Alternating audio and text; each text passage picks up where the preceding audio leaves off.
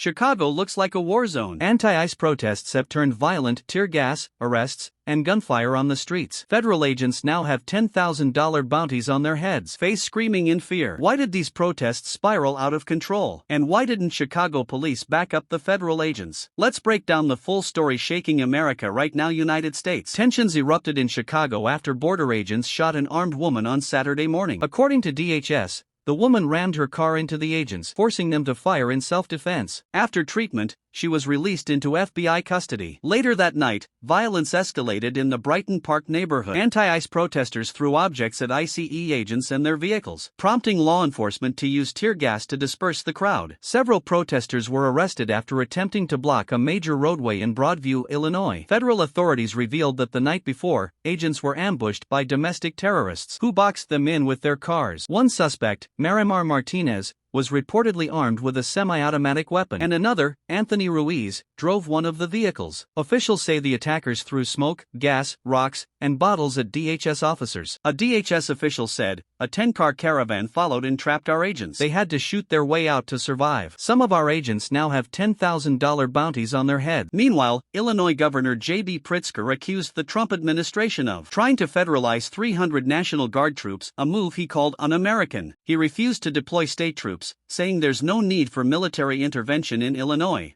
Former Detective Ted Williams told Fox News, "This is extremely dangerous and unacceptable. If Chicago police failed to back up federal officers, that must be investigated." He added, "When agents have to hide their faces, can't go home safely, and live under death threats, that's a tragedy for America."